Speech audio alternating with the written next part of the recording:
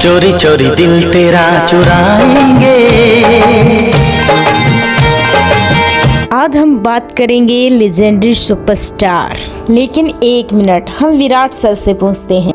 अरे हाँ भाई हाँ। तो आज हम बात करेंगे एक ऐसे एक्टर के बारे में जिसे बॉलीवुड का दादा, जंगल का चीता, बंगाल टाइगर और सांपों का कोबरा मतलब शेरा और ना जाने कितने नामों से जाना गया। मेरी लाजवंती, लजाना छोड़, अब कुछ खिला पिला, सारा तन भूख से जल रहा है। लेकिन हम उन्हें जानते हैं मिथुन चक्रवर्ती के नाम से। नाम का कुत्ता पालूं। मिथुन चक्रवर्ती बॉलीवुड का एक ऐसा नाम जिसने एक समय पर आम लोगों के दिलों में वह जगह बनाई कि लोग उनकी फिल्मों की कैसेट VCR में रिपीट पर देखते थे। अगर आसमां तक मेरे हाथ जाते।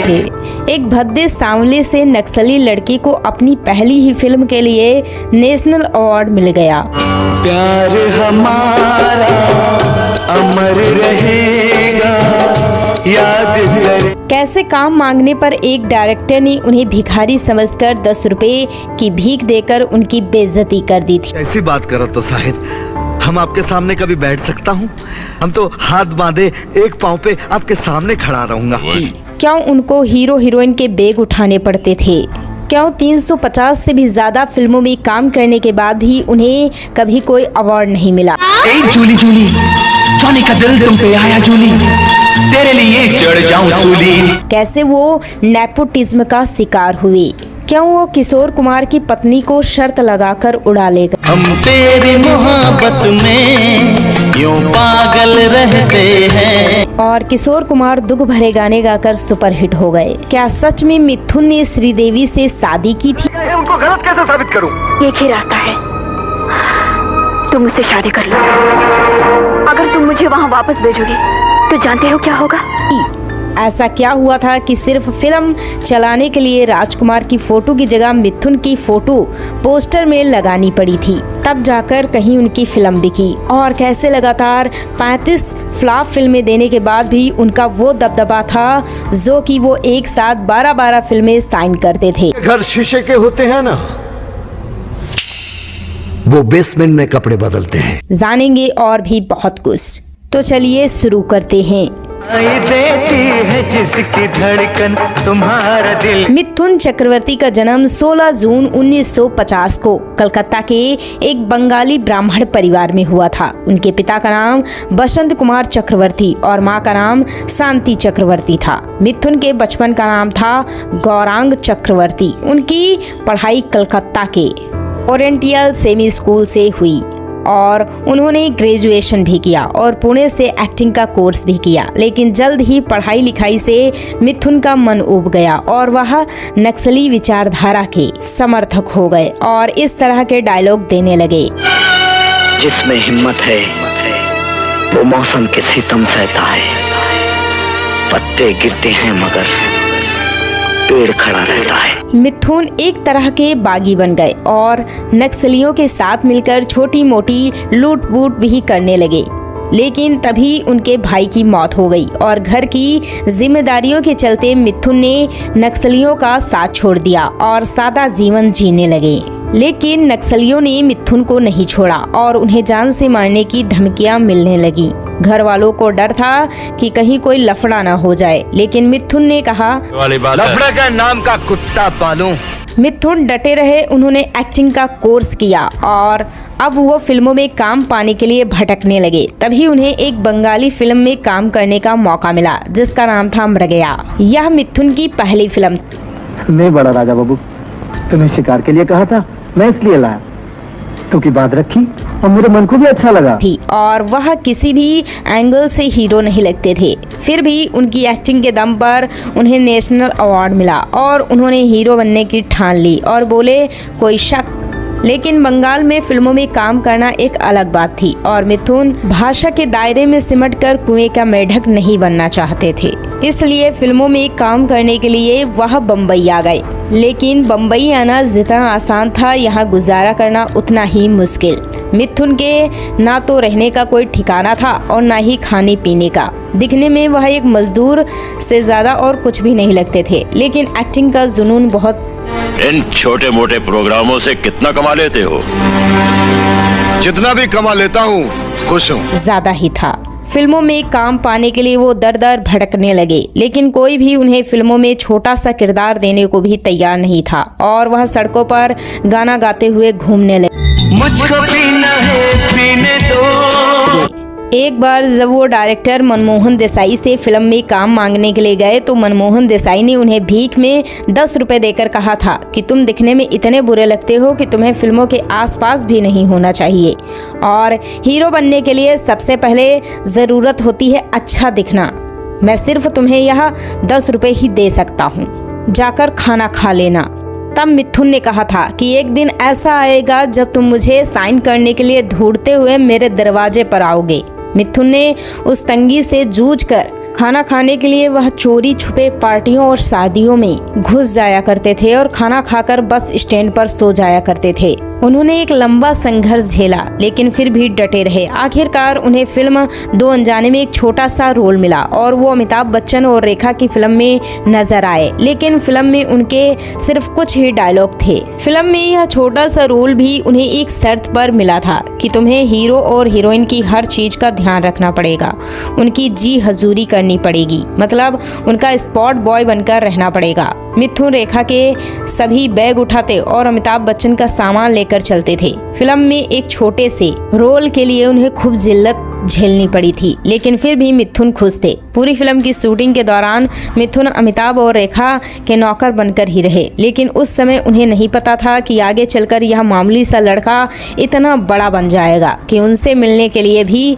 अपॉइंटमेंट लेनी पड़ेगी। मिथुन चक्रवर्ती बंगाली बोलचाल के थे, इसलिए उनकी हिंदी भी उतनी साफ नहीं थी और वह दिखने में भी कुछ खास नहीं लगते थे। फिर भी दो फिल्म अनजाने में एक छोटा सा किरदार निभाकर ही उनकी एक्टिंग ने लोगों का ध्यान खींचा और उन्हें फूल खिले, अमरदीप, तराना और सुरक्षा जैसी फिल्मों में सपोर्टिंग किरदार मिले, जिससे लोगों की नज़रों में वो आ गए। 1980 में उनकी 2 फिल्में रिलीज हुई, हम 5 और वारदात।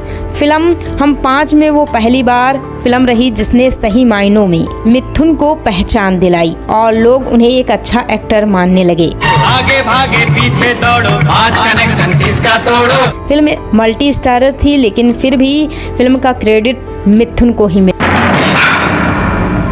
20 बरस आपकी सेवा करत करत हाथ पककर फौलाद हो गए। आपके नमक पर पले तो हाथ रुक गए। जो एक को बढ़ जाए तो जमीन में गड़ जाओगे ठाकुर। मिथुन एक्टर के साथ साथ सिंगर और डांसर भी थे, लेकिन किसी भी फिल्म में उन्हें डांस करने का मौका नहीं मिल रहा था। पहली बार 1982 में वो फिल्म आई जिसका नाम था डिस्को डांसर और मिथुन को वह मौका मिल गया जिसकी उनको तलाश थी। मिथुन ने फिल्म में इतना बेहतरीन डांस किया कि वो रातों रात स्टार बन गए और इस फिल्म का गाना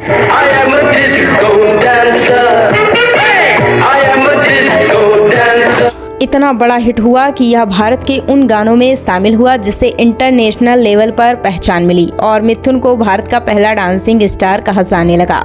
मिथुन के सामने फिल्मों की लाइन लग गई और अब मिथुन का वक्त बदल चुका था। जिस रेखा के वो कभी बैग उठाते थे, अब डायरेक्टर उसी रेखा का हीरो बनाने के लिए मिथुन से मिन्नतें करने लगे और मिथुन ने रेखा के साथ कई फिल्मों में काम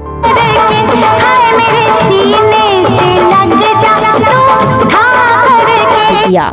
इसके बाद मिथुन ने सफलता का वह दौर देखा जहां पूरा बॉलीवुड एक तरफ और मिथुन अकेले एक तरफ। वह एक साथ 20-20 फिल्में साइन करने लगे और एक ही दिन में 3-3 फिल्मों की शूटिंग करते। फिर एक समय ऐसा भी आया जब अमिताभ बच्चन की नैया डूबने लगी और वह लगातार फिल्में फ्लॉप दे रहे थे। कोई भी उनके साथ काम करने को तैयार नहीं था। मनमोहन देसाई उन्हें लेकर एक फिल्म बनाना चाहते थे जिसका नाम था गंगा जमुना सरस्वती, जिसे पहले अमर अकबरी एंथनी 2 के नाम से बनाया जाना था। फिल्म में 3 हीरो थे, जितेंद्र, ऋषि कपूर और अमिताभ बच्चन। अमिताभ बच्चन चल नहीं रहे थे, इसलिए फिल्म की कहानी को ऋषि कपूर को मुख्य किरदार में लेकर लिखा गया था, लेकिन कुछ बात बिगड़ गई और ऋषि कपूर फिल्म से बाहर हो गए। जब जितेंद्र को यह पता चला तो वह भी फिल्म छोड़कर चले गए। अब मनमोहन देसाई को चिंता होने लगी कि अकेले अमिताभ बच्चन के भरोसे फिल्म नहीं चलेगी और पैसा डूब जाएगा। तब किसी ने उन्हें सलाह दी, अगर फिल्म हिट करानी है तो फिल्म के पोस्टर में मिथुन चक्रवर्ती को किसको बताएं, हम भी पागल तुम भी पागल दिखा दो। मनमोहन देसाई के पास कोई रास्ता ही नहीं बचा तो वह मजबूरी में मिथुन को ढूंढते हुए उनके घर आ गए और उन्हें फिल्म में शाइन कर लिया।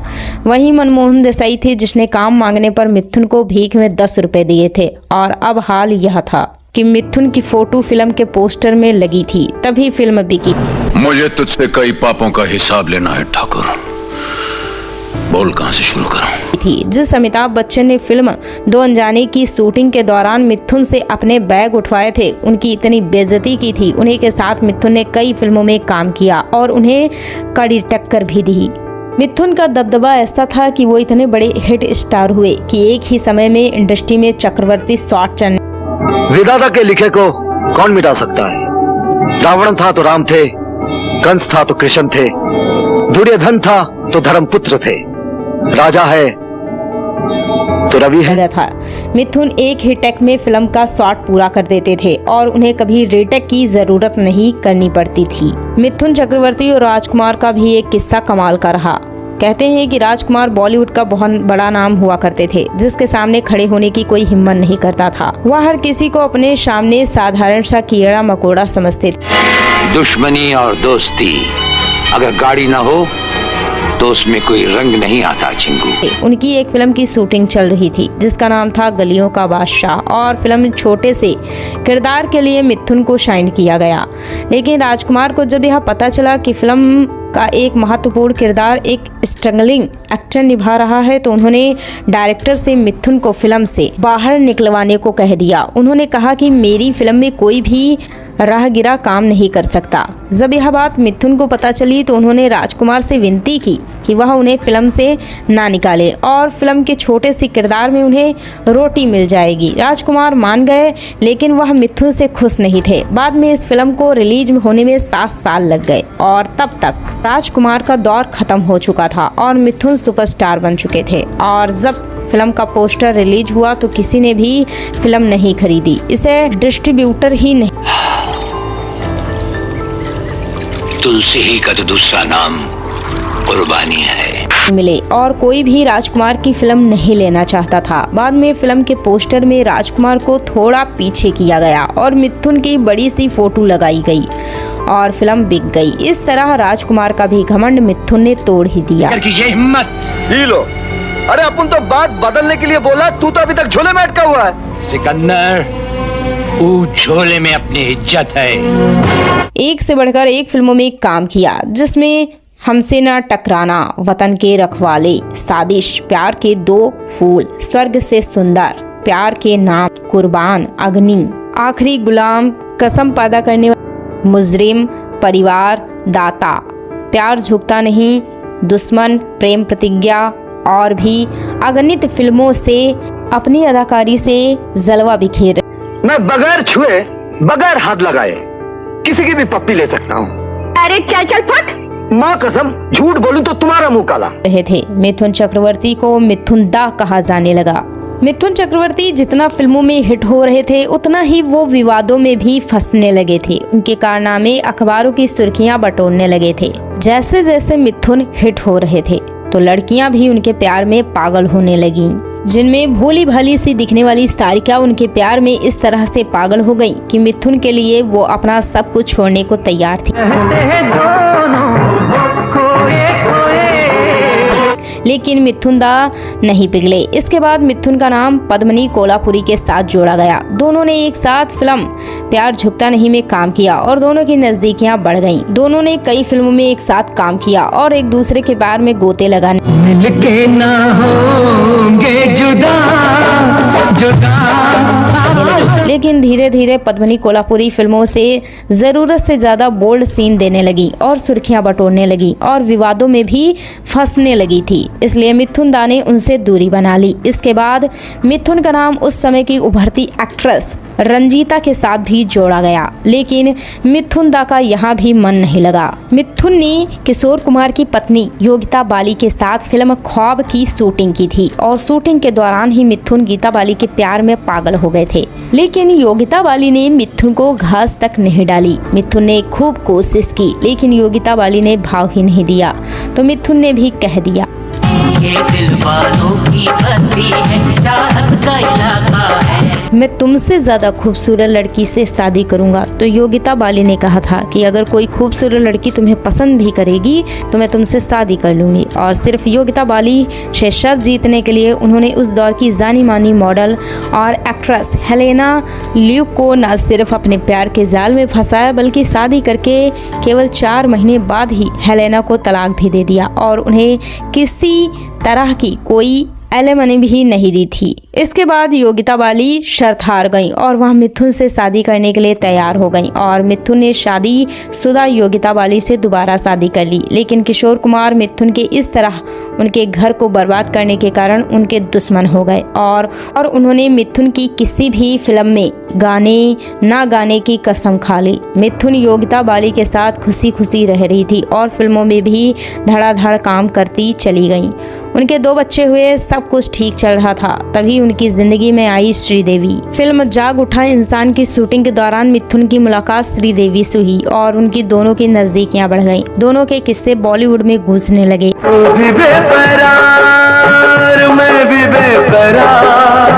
और उस समय श्रीदेवी की सगाई एक टेनिस प्लेयर से हो चुकी थी और मिथुन भी 2 बच्चों के पिता थे, लेकिन फिर भी दोनों अपने अपने पार्टनर को धोखा देने लगे और मिथुन ने भी श्रीदेवी की सगाई तुड़वा दी थी। एक दावे के अनुसार 1985 में मिथुन और श्रीदेवी ने गुपचुप तरीके से एक दूसरे से शादी भी कर ली थी। लड़का अकेला, तू भी अकेली। और जल्द ही मीडिया में इनकी शादी का खुलासा भी होने वाला था। इसके बाद दोनों ने फिल्म वतन के रखवाले और वक्त की आवाज में एक साथ काम किया, लेकिन दोनों की शादी की खबरें मीडिया से होते हुए गीता बाली तक पहुंच गई। जिस तरह से मिथुन के लिए गीता ने किशोर कुमार को छोड़ा था, वैसे ही श्रीदेवी के लिए मिथुन ने उन्हें भी छोड़ दिया। लेकिन योगिता यह सदमा बर्दाश्त नहीं कर पाई और उन्होंने दुखी होकर कई गोलियां खा ली। और जब मिथुन ने अपनी पत्नी को उस हालत में देखा तो वो अपने बच्चों को रोता बिलखता चेहरा नहीं देख पाए और श्रीदेवी के प्यार का भूत उनके सर से उतर गया और वह श्रीदेवी को छोड़कर अपने परिवार के पास वापस लौट आए। बाद में गीता बाली ने भी मिथुन को माफ कर दिया और कुछ समय बाद उनका तीसरा बच्चा भी हुआ। श्रीदेवी से रिश्ता खत्म होने के बाद भी दोनों ने एक साथ कई फिल्मों में काम किया। उनकी एक फिल्म गुरु जो उस समय शूट हुई थी जब दोनों रिश्ते में थे। फिल्म में दोनों के बीच कई इंटीमेट सीन भी थे, लेकिन जब दोनों अलग हुए तो श्रीदेवी ने डायरेक्टर से सीन हटाने की रिक्वेस्ट की थी, लेकिन मिथुन ने कहा कि फिल्म से कोई भी सीन नहीं हटाया जाएगा। फिल्म उस सभी सीन्स के साथ रिलीज हुई और श्रीदेवी से मिथुन की झड़प हो गई और जिसके बाद दोनों ने कभी भी साथ काम नहीं किया, क्योंकि मिथुन चक्रवर्ती अपने विवादों के कारण सुर्खियां बटोर रहे थे और अपनी अच्छी बुरी फिल्मों का फर्क करना ही वह भूल गए थे। मिथुन को बस पैसे कमाने से मतलब था, इसलिए वह अंधाधुंध फिल्में साइन करने लगे थे। वह एक समय पर 3 फिल्मों की शूटिंग करने लगे और उनकी फिल्में फ्लॉप होने लगी। यही वह समय था जब नेपोटिज्म के भी कई प्रोडक्ट बॉलीवुड में अपनी धाक जमाने में लगे हुए थे, जिसमें संजय दत्त, ऋषि कपूर, गोविंदा, अनिल कपूर और सन्नी देओल जैसे कई बड़े एक्टर थे जिनकी जड़ें फिल्मी बैकग्राउंड से जुड़ी हुई थी और यह मिथुन की सफलता को पचा नहीं पा रहे थे। मिथुन को आउटसाइडर्स वाला फील होना शुरू हो गया और बड़े बड़े डायरेक्टर मिथुन के साथ फिल्में करने के लिए तैयार नहीं होते थे, जिसका अंदाजा इस बात से लगाया जा सकता है कि लगभग 350 फिल्मों में काम करने के बाद भी बॉलीवुड की तरफ से कभी भी मिथुन को किसी भी फिल्म के लिए कभी कोई अवार्ड नहीं मिला। मिथुन को 2 नेशनल अवार्ड मिले थे, वो भी 2 बंगाली फिल्मों के लिए। मिथुन को किसी भी बड़ी पार्टी का हिस्सा नहीं बनाया जाता था। मिथुन की एक फिल्म रिलीज हुई, प्यार झुकता नहीं, और इस फिल्म ने ताबड़तोड़ कमाई की। दम घुटता है तुम्हारा तो क्यों पड़ी हो इस घर में? अपने माँ बाप के पास क्यों नहीं चली जाती? फिल्म के गाने, एक्टिंग सब कुछ कमाल का था। और आपको यह जानकर हैरानी होगी कि यह फिल्म इतनी बेहतरीन थी कि उस समय हाई कोर्ट में इस फिल्म को उन लोगों को दिखाने की सलाह दी थी जिनके तलाक मुकदमे अदालतों में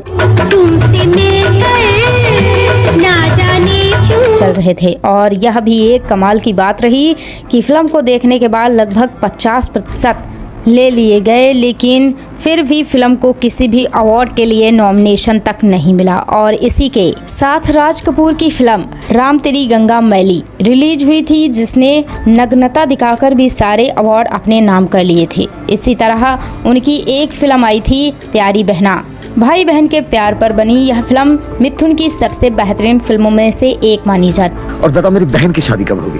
बहन की? हाँ, किसके साथ शादी होगी? लड़का पढ़ा लिखा कितना होगा?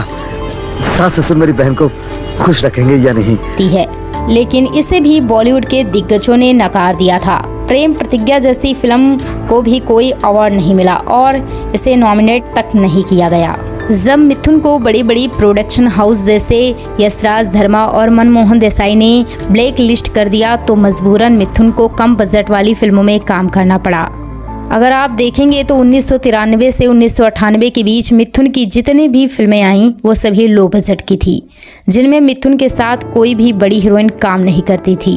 और इन फिल्मों के डायरेक्टर, प्रोड्यूसर और इनमें काम करने वाले भी लोग होते थे जिन्हें बॉलीवुड में कुछ खास काम नहीं मिलता था। मिथुन चक्रवर्ती की कई फिल्में जैसे चीता सेरा, बंगाल टाइगर और चंडाल। दूसरी बड़ी बात यह थी कि इस समय तक फिल्में एडवांस हो चुकी थी, लेकिन मिथुन की फिल्मों का बजट कम होता था। इसी वजह से उनकी ज्यादातर फिल्में अभी भी गांव में शूट होती थी। इसका असर यह हुआ कि मिथुन की फिल्में धीरे धीरे फ्लॉप होना शुरू हो गईं और इसकी चिंता किए बगैर मिथुन लगातार उसी तरह से फिल्में साइन करते चले।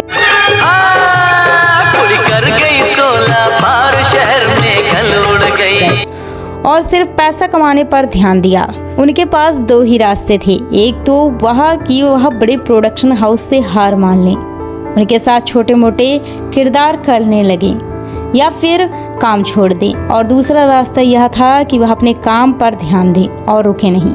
मिथुन ने दूसरा ही रास्ता अपनाया। उन्होंने एक साथ 12-12 फिल्में साइन की और दिन रात शूटिंग करने लगे।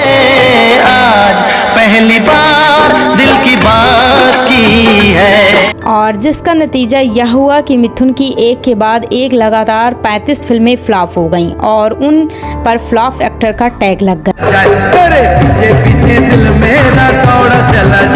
लेकिन फिर भी मिथुन नहीं रुके और वह अन्य भाषाओं जैसे बंगाली, भोजपुरी और पंजाबी फिल्मों में भी उन्होंने काम किया और धीरे धीरे मुख्य किरदार से साइड हो गए।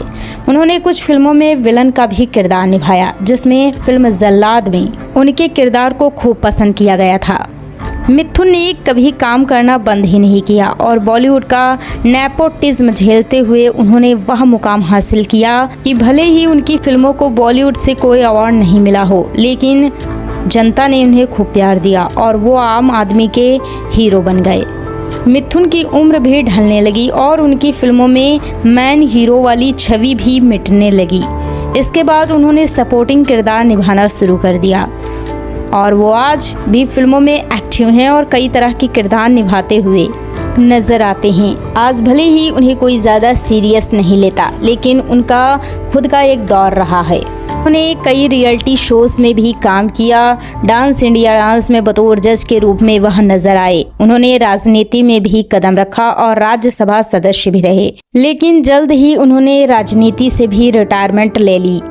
मिथुन चक्रवर्ती एक्टिंग के साथ साथ बड़े बिजनेसमैन भी माने जाते हैं। मिथुन भले ही आजकल फिल्मों में कम काम करते हैं, लेकिन देश के अमीर एक्टरों में उनका नाम आता है। मिथुन चक्रवर्ती का कारोबार लगभग 50 करोड़ का है। वह मोनार्क ग्रुप ऑफ होटल्स के मालिक हैं। उनके कई शहरों में बड़े बड़े होटल्स हैं। आज भले ही बॉलीवुड मिथुन दा को ज़्यादा सीरियस नहीं लेता, लेकिन एक समय ऐसा था जब वो भारत के आम आदमी के सुपरस्टार थे। तो यह थे हमारे मिथुन चक्रवर्ती, बोले थे वो मिथुन दा की कहानी।